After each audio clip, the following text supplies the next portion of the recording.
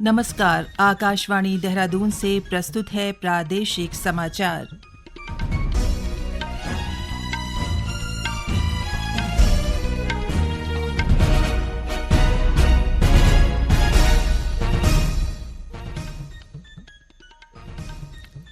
पहले मुख्य समाचार। मुख्यमंत्री पुष्कर सिंह धामी ने कहा, राज्य सरकार युवाओं के हित के लिए संकल्पित होकर कार्य कर रही है। चमोली में राज्य स्तरीय बाल विज्ञान महोत्सव शुरू। महोत्सव में 6 सीमांत जिलों के 240 बाल वैज्ञानिक ले रहे हैं हिस्सा। केंद्रीय सहकारिता मंत्रालय ने ग्रामीण विकास बैंकों के रजिस्ट्रार कार्यालयों को कंप्यूटरीकृत करने का निर्णय लिया है। और राज्यपाल ने टिहरी जिले में चल रहे राष्ट्रीय सरस आजीविका मेले में लिया हिस्सा। स्वयं सहायता समूहों के उत्पादों को बेहतर बनाते हुए उन्हें डिजिटल बाजार से जोड़ने पर दिया जोर।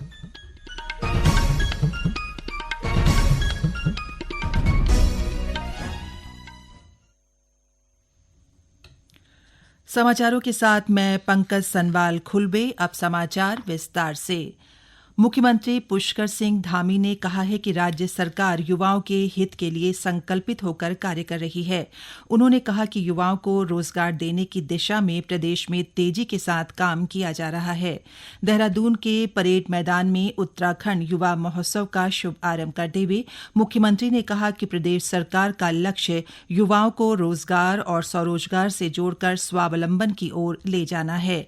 उन्होंने कहा कि युवाओं के हित से सरकार समझौता नहीं करेगी और इसी को ध्यान में रखते हुए कठोर नकल विरोधी कानून राज्य में लाया गया है। कौशल विकास एवं सेवा योजन विभाग की ओर से आयोजित इस कार्यक्रम में युवाओं को प्रशिक्षण देने के लिए IIT रुड़की और माइक्रोसॉफ्ट के बीच एक समझौता ज्ञापन हुआ।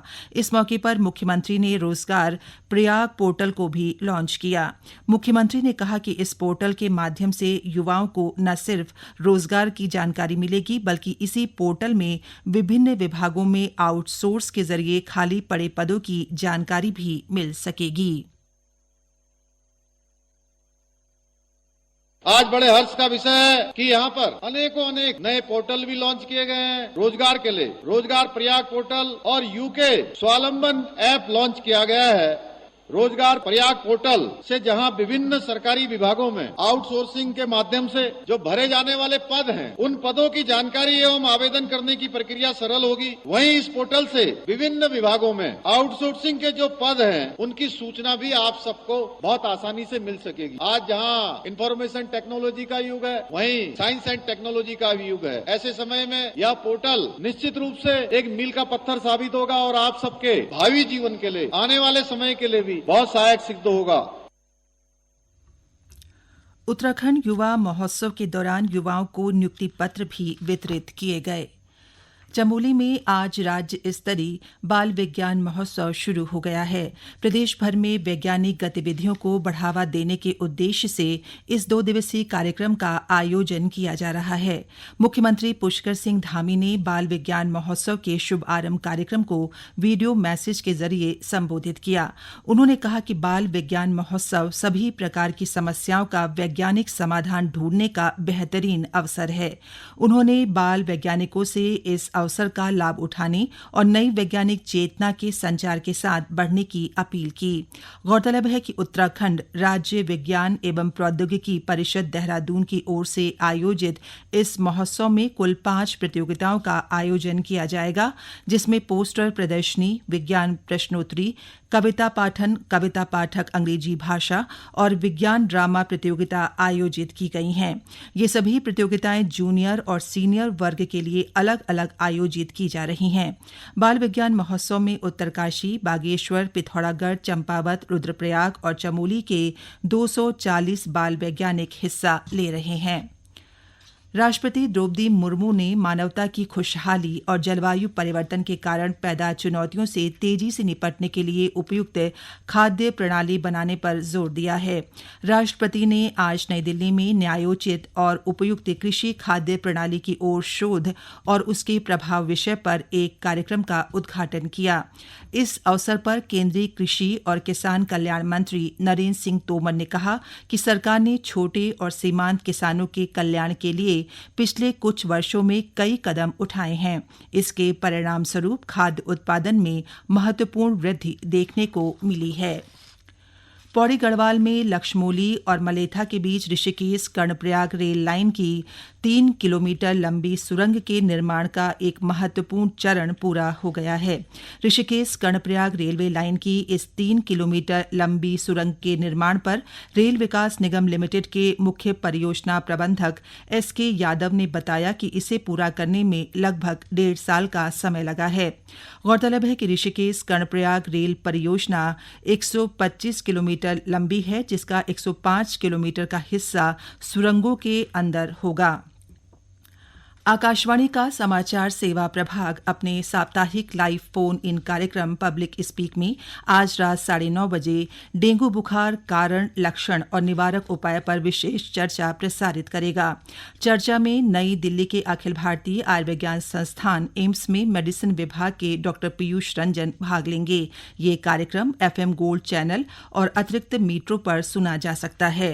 ये समाचार आप आकाशवाणी के देहरादून केंद्र से सुन रहे हैं। केंद्रीय सहकारिता मंत्रालय ने सभी राज्यों और केंद्र शासित प्रदेशों की सहकारी समितियों और 1851 कृषि और ग्रामीण विकास बैंकों के रजिस्ट्रार कार्यालयों का कंप्यूटरीकरण करने तथा उन्हें और सशक्त बनाने का निर्णय लिया है। प्राथमिक कृषि ऋण सोसाइटियों की कंप्यूटरीकरण योजना की तर्ज पर 13 राज्यों में कार्यरत कृषि और ग्रामीण विकास बैंकों के कंप्यूटरीकरण के लिए केंद्र द्वारा प्रायोजित योजना को मंजूरी दी गई है। राष्ट्रीय एकीकृत सॉफ्टवेयर और सभी राज्यों और केंद्र शासित प्रदेशों की सहकारी समितियों के रजिस्ट्रार कार्यालयों के कंप्यूटरीकरण के माध्यम से ऐसा किया जाएगा। सहकारिता मंत्रालय ने एक बयान में बताया कि एक केंद्रीय निगरानी इकाई की स्थापना की जाएगी जो इस योजना के सफल कार्यान्वयन की दिशा में कार्य करेगी। इस योजना पर कुल 225 करोड़ रुपए का खर्च आने का अनुमान है। राज्यपाल लेफ्टिनेंट जनरल सेवानिवृत्त गुरमीत सिंह ने आज टिहरी जिले में चल रहे राष्ट्रीय सरस आजीविका मेले में हिस्सा लिया। इस मौके पर राज्यपाल ने कहा कि इस तरह के राष्ट्रीय स्तर के मेले समाज और राष्ट्र को जोड़ने का काम करते हैं। उन्होंने कहा कि इस सरस आजीविका मेले से महिलाओं, युवाओं और कारीगरों का उत्साहवर्धन होगा और उनकी आर्थिक स्थिति भी बेहतर होगी। राज्यपाल ने सरस मेले से ग्रामीण इलाकों की महिलाओं को जोड़कर उनके कौशल और स्थानीय उत्पादों को बढ़ावा दिए जाने पर खुशी जाहिर करते हुए कहा कि स्वयं सहायता समूहों के उत्पादों को बेहतर बनाते हुए उन्हें डिजिटल मार्केटिंग से जोड़ा जाना चाहिए। राज्यपाल ने इस दौरान मेले में आए लोगों से स्थानीय उत्पादों को खरीदने का आह्वान भी किया। उत्तराखंड परिवहन निगम की कोटद्वार डिपो की बसें अब बिजनौर जिले के एक अनुबंधित ढाबे पर नहीं रुकेंगी। इसके लिए मुख्यालय देहरादून से आदेश जारी हो गए हैं। इस ढाबे से अव्यवस्थाओं और दुर्व्यवहार के साथ ही खाने के मनमाने पैसे वसूलने की शिकायतें प्रशासन को पिछले कुछ समय से लगातार मिल रही थी। साथ ही जहर खुराने का शिकार हुए व्यक्ति भी इसी ढाबे के आसपास शिकार होना बताते हैं। ऐसे में कोटद्वार डिपो के सहायक महाप्रबंधक राकेश कुमार द्वारा मंडल प्रबंधक से शिकायत करने पर इस ढाबे का अनुबंध खत्म कर दिया गया है। ये एक हफ्ते पहले की लगभग 3-4 दिन पहली बात है। यही मामला आया था कि पराठे के पैसे ज्यादा ले लिए, जिनसे पैसे ज्यादा लिए गए हैं। हालांकि ढाबा मालिक कह रहा हमने जेन्युइन लिए, लेकिन उसके बाद जैसे ये खबर संज्ञान में आई, हमारे मुख्यालय ने संज्ञान लेते हुए इसका तुरंत ऑर्डर निरस्त कर।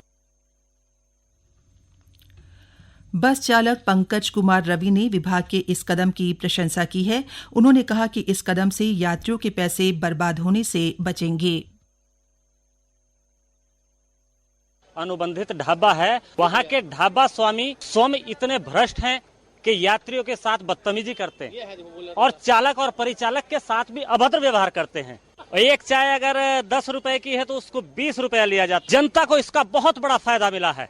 जनता अपने पैसे के नुकसान से बच गई, दूसरे अपमानित होने से बच गए, तीसरे चालक परिचालक भी अपमानित होने से बच गए। ये उत्तराखंड सरकार का निर्णय ढाबे बंद कराना बहुत अच्छा निर्णय रहा। चंपावत जिले में डेंगू के लगातार बढ़ते मामलों पर नियंत्रण को लेकर स्वास्थ्य विभाग ने प्रयास तेज कर दिए हैं। स्वास्थ्य सचिव डॉ आर राजेश कुमार ने उप जिला चिकित्सालय टनकपुर, जिला चिकित्सालय चंपावत, प्राथमिक स्वास्थ्य केंद्र चल्थी और उप जिला चिकित्सालय लोहाघाट का निरीक्षण किया। इस दौरान उन्होंने डेंगू वार्ड में मच्छरदानी समेत अन्य व्यवस्थाएं चाक चौबंद करने के निर्देश दिए। उन्होंने अस्पतालों में पानी की निकासी, साफ सफाई और दवा के छिड़काव की उचित व्यवस्था करने को कहा। अंत में मुख्य समाचार एक बार फिर।